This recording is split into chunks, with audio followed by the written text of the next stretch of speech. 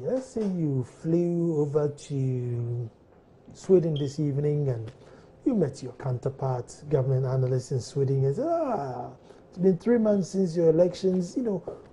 What's the government like? I think it's been a bit of a whirlwind. There are very good things. We can talk about the good, the bad, and the ugly. I think on the worst possible scenario is the Delta Force, invisible force, and whatever force you want to talk about. It's a big blot on our democracy, and I believe every right-thinking Ghanaian must be ashamed of what happened to the country, and it must be condemned in no uncertain terms. I believe I take a little consolation in the resolve by what I would say responsible government officials, including the president himself, to nip the skanker in the bud. But has it been nipped? Well, I believe the right steps seems to be being taken at this stage, and that the rearrest, or first the arrest of those who caused the escapees to leave lawful custody is good. The turning of those people who escaped is also a little grace. I'm not saying it's good that they did what they did, but having done that stupid act, forgive my language. No. I think that the best thing they could have done for themselves was to have turned themselves in. And what I'm expecting from the government and all the people involved in the law enforcement process is to ensure these people are punished as harsh as the law will permit, so that it will serve as a deterrent. I think it was a very bad thing that happened to us.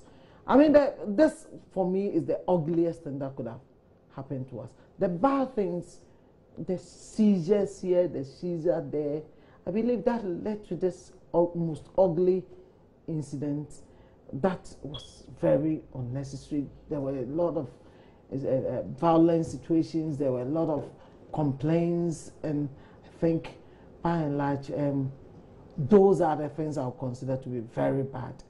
But on the other side, I mean, is it pardonable? Mama, the fact is that as bad as it is, we cannot continue to beat ourselves. It's happened. Let us stop it once and for all. Well, if we were to discuss just that issue alone tonight, I would tell you, you see, I'm not supporting what has happened, but I think we have allowed this thing to fester over the period, and it is happening today. It's our nemesis coming back to haunt us. We should have stopped this, and I trace the whole thing to. I would not spare the police for allowing these things to happen. Even the recent ones, they cannot escape blame, because they should have done better than the kind of security they provided. See, but it's so easy for us to say, oh, the police should act, the police should act. We are sat in our comfort of our studio, we go home and sleep. If he acts, he wouldn't have that privilege anymore. He's probably somewhere close to his wife, close to a good school, and then, yeah, Mr. Macho Man goes in there, he's the only one who knows the law. The next thing he knows is whisked off to a part of the country where his children can't find good schools, Nana, you see, we live in a civil society. We claim we are the bastion of democratic principles in Africa. Now, there are key institutions. If you want to go into any civil society, there are basic institutions which everybody wants to rely upon. Law and order is number one. And you cannot have a law and order when you take out responsible policing out of that. But the IGP is a political post. That's one of the first problems we seem to be having. What can we do to insulate our public services and the military, the police, from influence of politicians.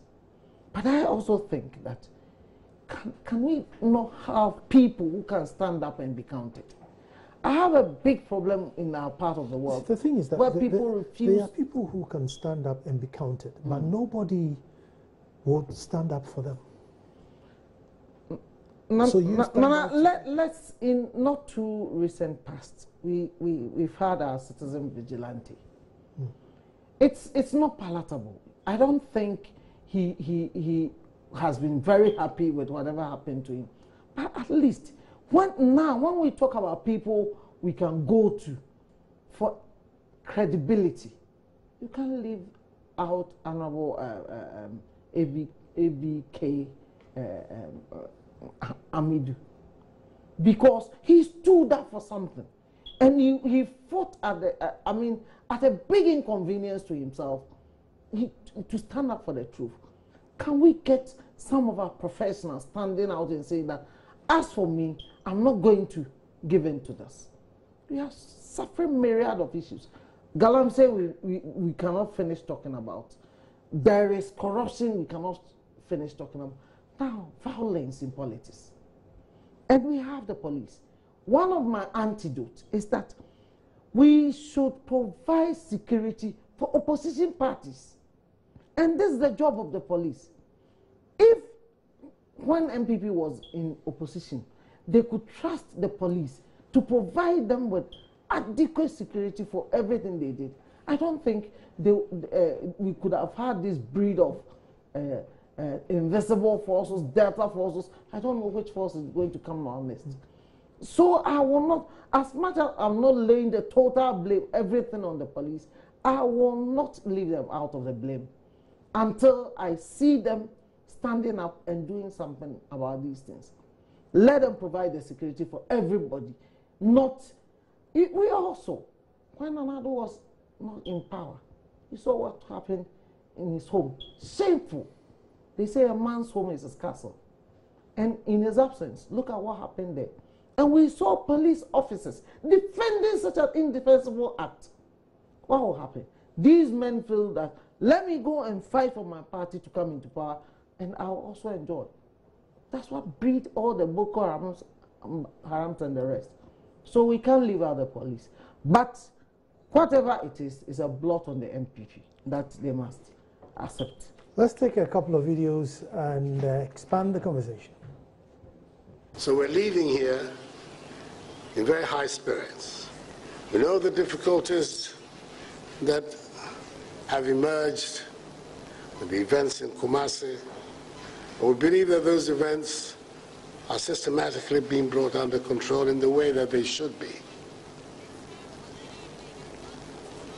And reassuring the nation that the commitment that we made, that we're going to serve Ghana under conditions of the rule of law. We're not wavering in that commitment. And we believe that the overwhelming majority of the Ghanaian people support us in that commitment. So I want to thank you very much for taking the effort and the trouble to climb this long hill, come and meet with me here. I believe these retreats are going to be a normal and regular feature of my government, because collectively we are determined to deliver. We want the Ghanaian people to know that all those things that we said we were going to do, which we have begun to do, we are determined to do. Well, that was the president there talking about the Kumasi incident. I don't know if there's it was a low point. Fred, I know you've discussed it, but you look at his demeanor, and the people have really embarrassed him. Good animasi, as they say in Tree. Very, very embarrassing. Very, very embarrassing. not only for the president, but also for the NPP as a party, and for Ghana as a country which believes so much in democracy.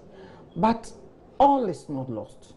I think the redemption will come from the ability of the government and the law enforcement agencies to deal ruthlessly and drastically with these perpetrators. Because we need to nip this issue in the bud.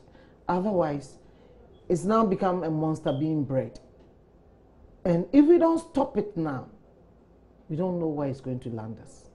And I think I'm happy the president himself appreciates the enormity of the problem and all that it takes to resolve it. I'm happy the police is accepting part of the blame and that they've promised to provide a leadership to resolve the issue.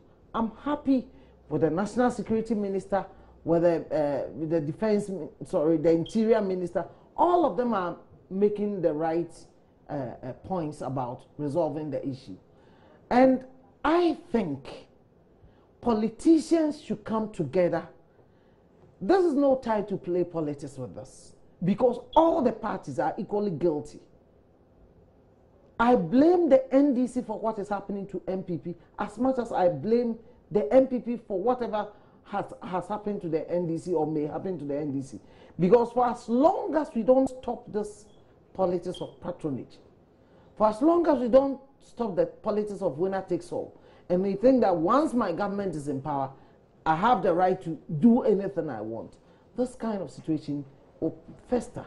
And you and I, Nana, who may not have a political party to protect us, will be the end sufferers. I mean, we will be worse off than the politicians. Because look at that poor man who was beaten to, who was nearly assaulted in Kumasi. He was going to his day job, doing his legitimate duty, and some people felt he shouldn't be there. How about if it happens to you and I? Sitting here in the studio, somebody says, I'm not happy. So let me go and remove that man of the studio and beat him up. What will happen? That's not what we want. At least I want to be able to come and sit here and talk about the nation. We all have a stake in it. And if the nation develops, it's good for all of us. So I think, yes, it's happened. It is bad. It's unacceptable. It is despicable. But we cannot beat ourselves to the end. I mean, we have to pause and resolve it. And I believe all hands must be on deck. 110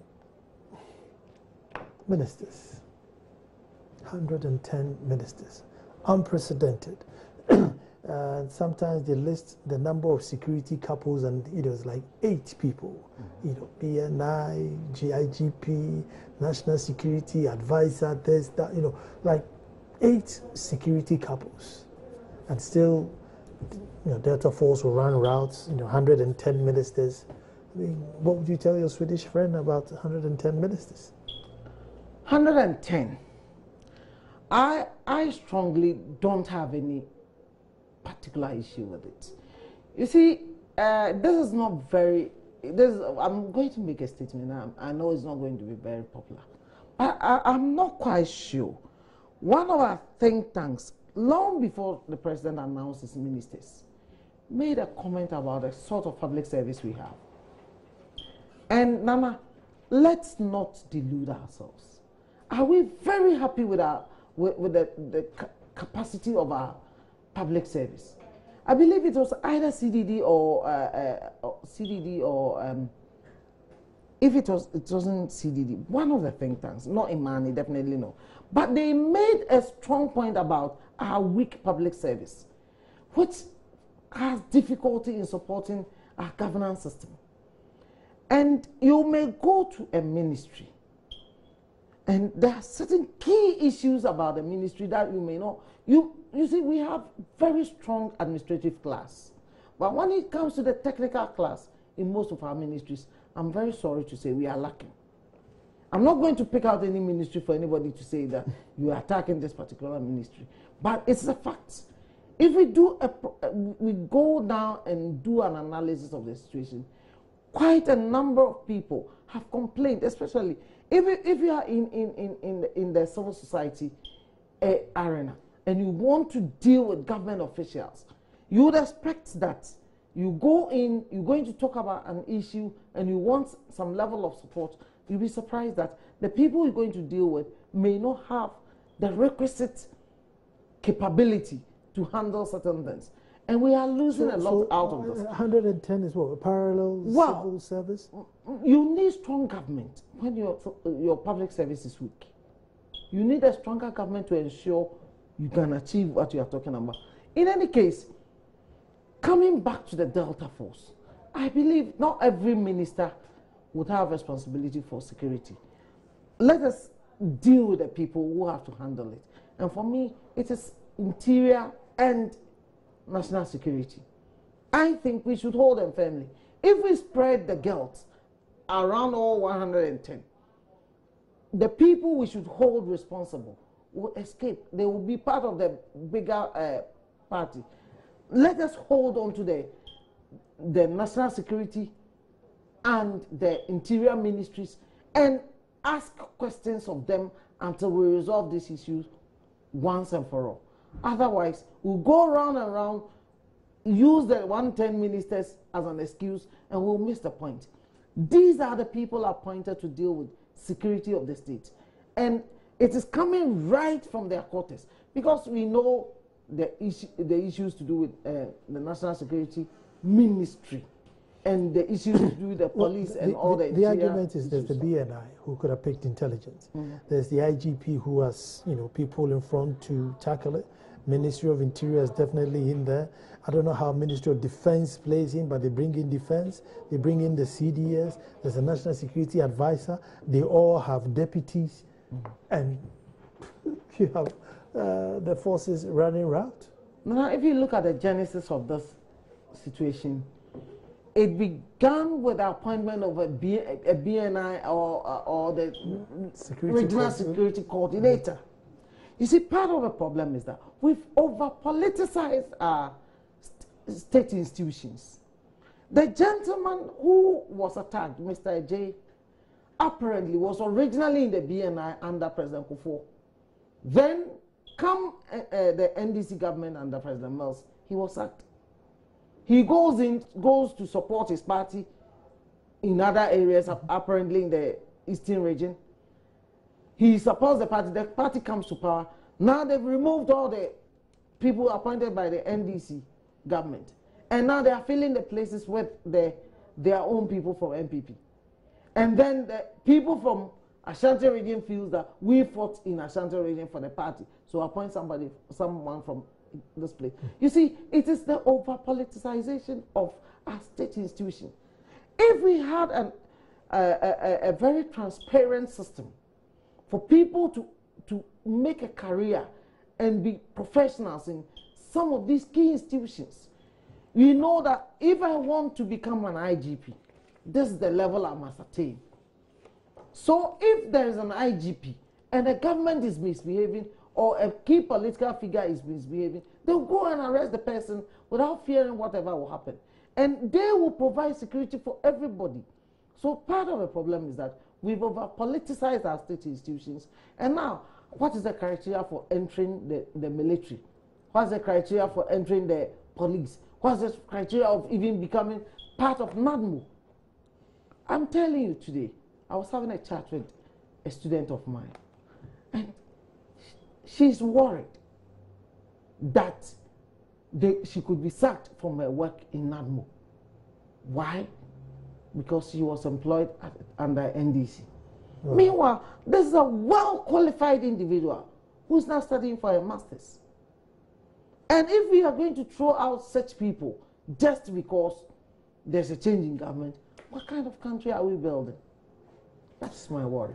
The issue of cars that has bedeviled us, and I proposed a solution which I borrowed from the UK. Now, if you work in a company and they give you a company car, they will normally bring the list. So many cars, up to Rolls Royce, any car. And then you take whichever car you want to use for your company car. So assuming you picked, V8 as a company car, Land Cruiser. Now, the tax element in Land Cruiser is about 100,000 Ghana cedis. Now, the longest they let you use the car is 3 years, and maybe they allow you 9,000 kilometers a year or 12,000 kilometers a year. So they give you the car. As for the car, the company will provide it. But the tax element on the car, every month, they will deduct from your salary. So in the V8, that would be like almost 2,700 cedis. As for the tax, it will be paid. And then you use that car for 3 years. It is at that point that they value the car, and if you want to buy it, you buy. But by that time, you would have finished paying for the full tax of the car.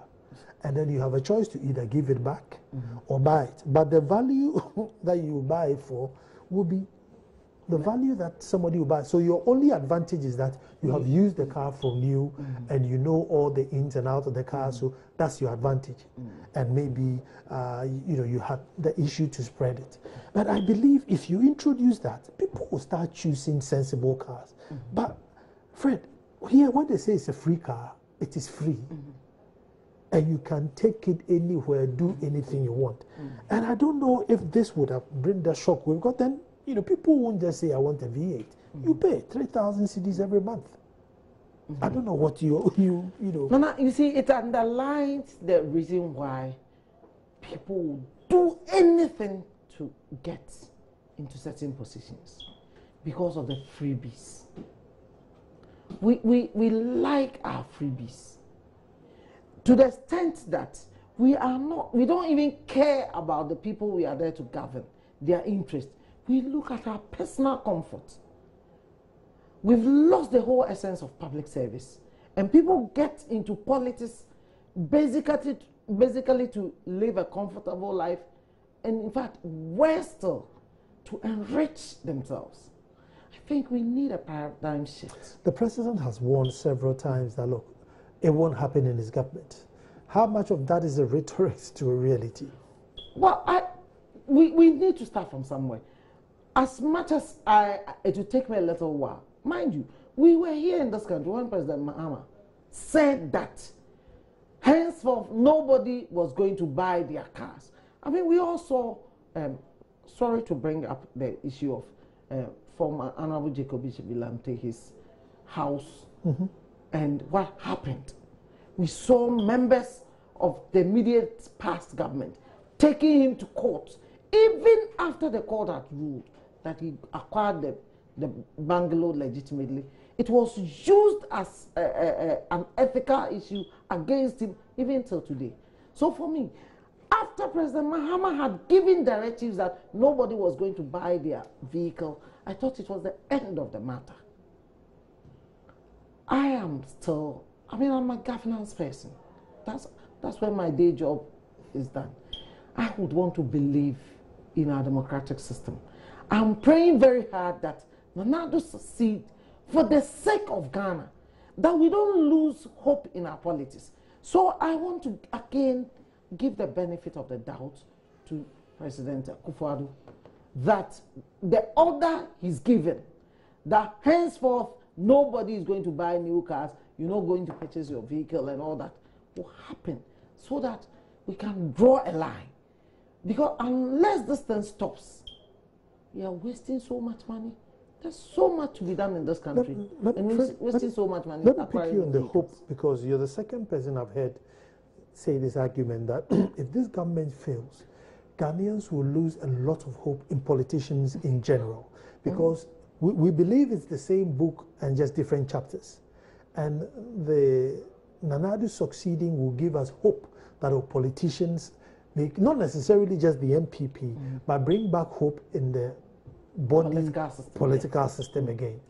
But how would that be if you are NDC that this man's winning would benefit me? No, his loss is my win. Now, you see, you have lived in the UK and you would have noticed the level of apathy in their political system. Indeed, in the Western world, countries that are able to get 60% voter turnout consider it to be such a huge thing. We love our politics here, but I'm worried that look at what happens to the local government system when there's an assembly member election. Sometimes the voter turnout is even close to 30%. Woeful. What will happen if we all will start saying, oh, Obia Basa? It shouldn't be like that. We should see competing ideas. That if I come, this is what I want, I'm going to do. I'm going to do it better than you're going to do. And you come and you try to do it better. Then your colleague who has lost the election and sitting down will go and fashion out something to say that this is what I'm going to do, which will be better. You see, part of the reason why the NDC might have had its own problems. But part of the problem, why people voted for Nanado has a lot to do with the message they sent across. People believed free education, I want to have it. One district, one factory, I want to have it. One village, one dam, I want to have it. All these things are things that people believed will change their lot. So if Nanado is disturbed by Delta Force and the likes, and he fails to do this, what am I going to say? Obi Abasa.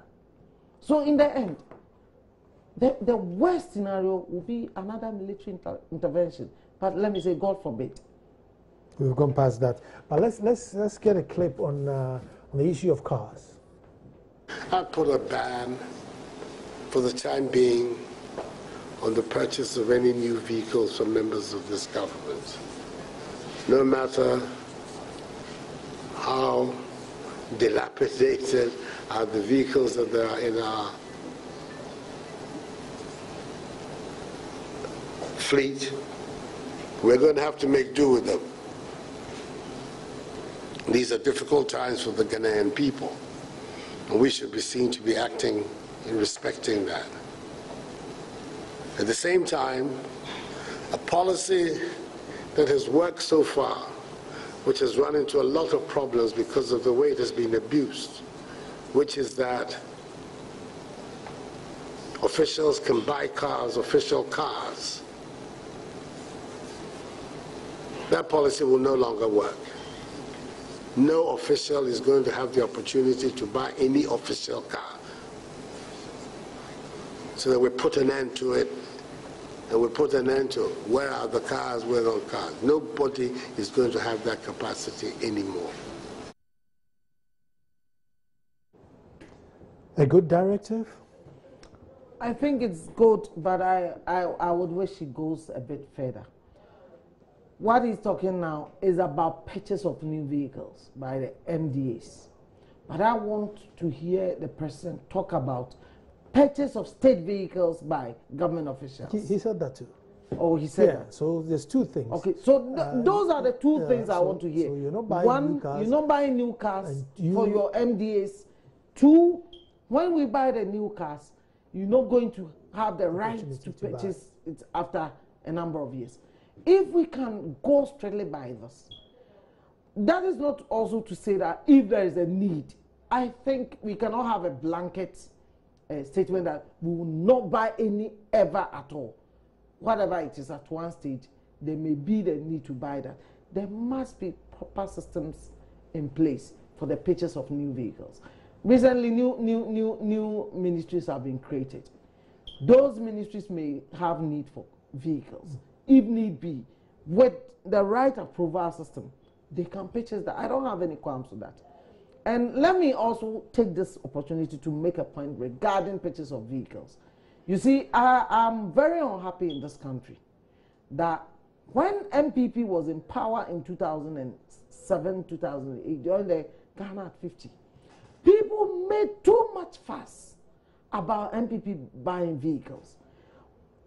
Throughout the period of President Mills and President Mahama, I never heard anybody complaining about purchase of new vehicles.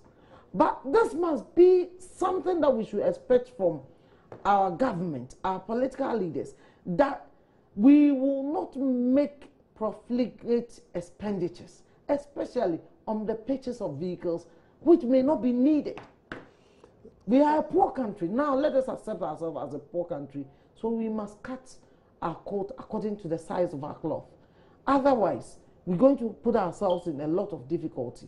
And I think it's a step in the right direction. I'm very happy for it. I pray for the sake of our politics, for the sake of our democracy, that the government ensures that whatever they are saying, they do it.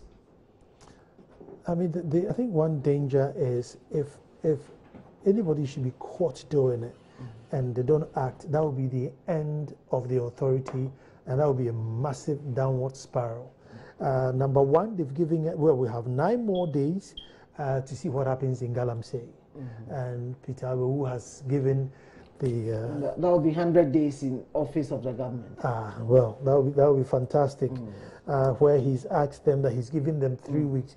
And, you know, Fred, I'm wondering which country in this world can I go and plunk something in their water, pollute it, and then the country tells me, well, now you have 3 weeks, just carry on polluting it for the next 3 weeks, and after that, you can stop.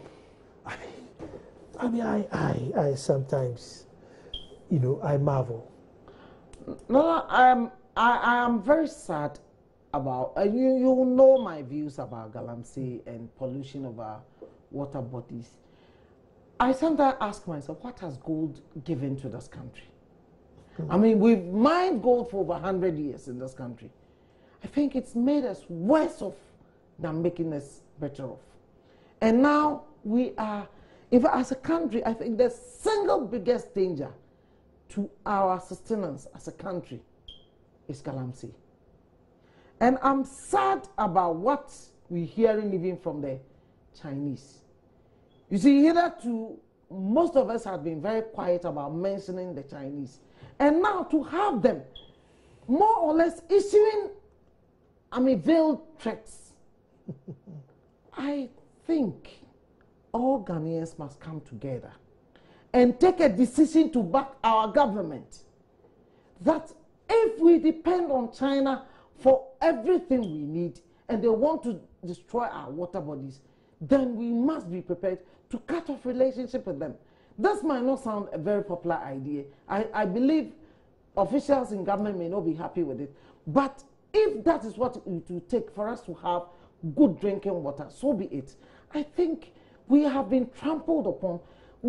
It's like you've slapped me and spit into my face, telling me that my water, the one key source to livelihood, we're being told. I think if a Ghanaian were to go to China to sell cocaine, what will happen to that individual? That individual will be shot. So if a Ghanaian, a Chinese come into Ghana and you claim that person has been duped or whatever, and that person is destroying my water body because he's been duped, so we should keep quiet, I'm sorry. I think that we must, civil society, I'm very happy with the role of media houses in Ghana. This is perhaps the only thing every media house seems to believe. But I've heard some people making what I consider to be ugly noises about this, trying to justify certain aspects. I've even heard some Ghanaians trying to justify the role of the Chinese, that some of our people have supported them. It's like saying that, oh, the white man is not guilty of slavery because our people who were sold into slavery were given up by our own people. That does not, the fact that we have evil-minded Ghanaians supporting Galamsey doesn't justify a foreigner who is destroying it. And mind you, some people have told us that even the kind of Galamsey the Ghanaians used to do, they did not used to pollute the water to the level we're experiencing now. What is the stake of a Chinese in Ghana? Now, there's one sad thing is that, after mining, like you said, 157 years, today, we still expect the Chinese to bring technology. I think it's very unfortunate. I think it's very, very unfortunate. And I say, Peter Omo's 9 days, if he doesn't do anything, I think I'll start a campaign, call for his resignation. Because, I don't know any race in this world. You remember our good friend, Honorable Inisa Hussein? Yeah. Pointed out even an attempt, more or less, to bribe him so that he wouldn't support these activities. I think I will not call for his resignation. Let us support him. Let us take them on. Then he has to act. If he acts, we'll support him. Unless we see him not going, walking the talk, then we must do everything to remove him. not only remove him, if the government